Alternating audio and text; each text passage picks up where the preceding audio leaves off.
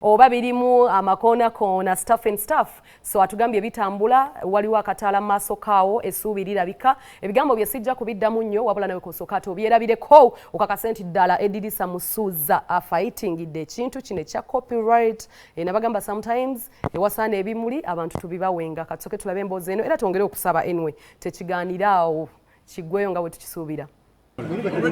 Already tuli mukulwana na copyright oba okitegeera naye naffe nga family omuyimbi yenna aliyo nga bakubako olimba kama the federation oyogere ne administration oba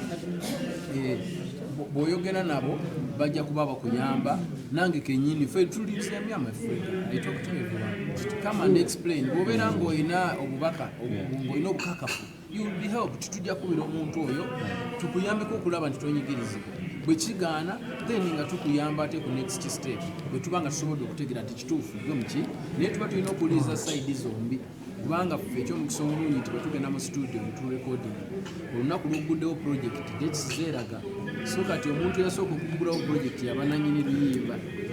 Mr. President Mukabya mutuufu okukooma kubanga bwetunulira emyaka gy'alina ne music ebanga libamubbidde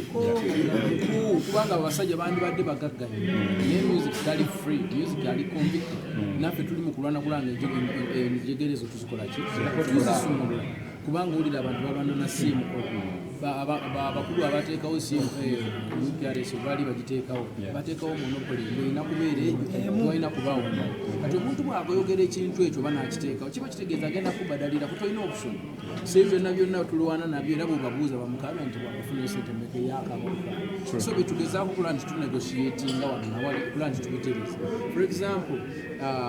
waliwo memba waffe bamwita Nakisa abudde n'agamba nti mutukwase boodi ebe yaffe oba okitegeera lwaki mwembeera eyo nga mututegeerera mugamba nti omuntu okubeera ku boodi alina kubeera n'amadiguli ate ng'ono art nze okufulumya oluyimba okuyiiya ekintu kyange tekyetagisa kubeera na diguli ate goddeeyo ntegeerere kiba kitegeeza oba oyagala kuyinza so n'ebizibu ebirala bingi Mzee Mukabya nga munyiivu oba mwami Sebatta oba n'omulala yenna batuufa 100% kubanga music olwaffe free. On top of that ekikwayeza Mzee Mukabya tebabaliba waliwo agambye nti corporate batandise gigolako okumala myaka 3 nedda batandika dda genda obuuze Mzee Mukabya ajja kugamba ajja kugamba tumaze emyaka 18 nga tukola ki naye twebaza Mukama olwa federation na president waffe bwagambye nti okuva ku federation bwe yatondebwawo nammwe bennyini bannamawulire mutudulire ebbugumu bikoze ki mulira twebaza ne mwami Kiyaga omukulembeze w'eggwanga kati tufunamu meeting naye era bwe tumumeetinga tewaba buzibeera kye twagala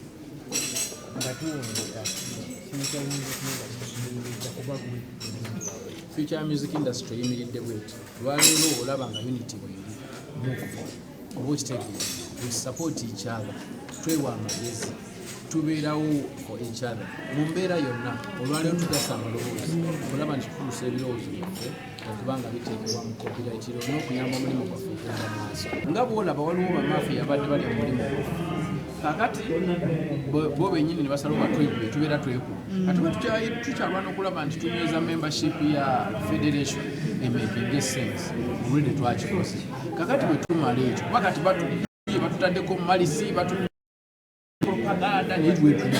kitegeeza nti Mukama mulungi we already defeated kakati bwe tumala then nga tetukwata ekirala it's all about negotiations in different corners. President kyategeeza nti tubakubye jjeeke tubasibye akandooya katusigazzayo bakubangwala tukyali ba baby walaga akakiiko akali ku UPRS ate olunaku olwaleero tulabye nga kali mu office ya Attorney General ate olunaku olwaleero tulabye nga bakyayanjula Mr. Wasulanga atwala UPRS twali wa Attorney General nga tugezaako okulaba nti tutereeza boodi ya UNCC naye nga tuliwo ffenna abakulira domains ez'enjawulo oba okitegeera but then netufuna discussions ez'enjawulo yes but mwami Wasula abantu abatandika UPRS era tumwebaze tubunyaabonyeza nnyo sebo webale byetukoze byemwateesa byetukoze naye tukuwa ekitiibwa kuba oli musajja mukulu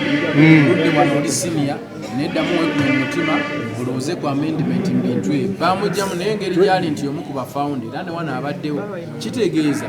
akyalinamu stake at some point naye yekume mu mutima baddeyo bamendinga ebintu ebyo monopolism tekola kati ne bwe baweeri leka boodi bagikwasa abayimbi kubanga it's a members oba okitegeeza ye mugeri mu benda nasaagala kwogera nnyo baganda bange Okay, Federation ndaba etambulira ddala nsubira namwe munyumirirwa ddala ebintu ebitambula ntumirako Zende Jamira abantu abenjawulo abaliko nentumirako Henry. Okay, nsubira muli bulungi mwena abali ku show abatakamu ensimbi be ba platinum mwene spanga bano bagamba ayagala okulabika obulungi olusuleta olutukwase tukubira ku namba esimu 07088282 wabula ate tukujjukiza nti Aropex Style Adhesive Sky View kyekyokunywa kyotalina kusubwa mu fridge ewaka mweddala abantu ababeerako ewaka ne mutuula n'ogamba awe mbasina mu kasente sijja genda bweru kwerabisa gula ka Sky View okastockinge otuuleko ewaka onyumirwa obulamu kajjiramu mu bika bisatu orange, citrus, so one choice. Buli muntu alina ekimuwoomera test yo preferences zo kyogamba nti kino kyekituufu kyoba okozesa ddala. Dax Vibes yakoze charity nsubira Lazia Dax Vibes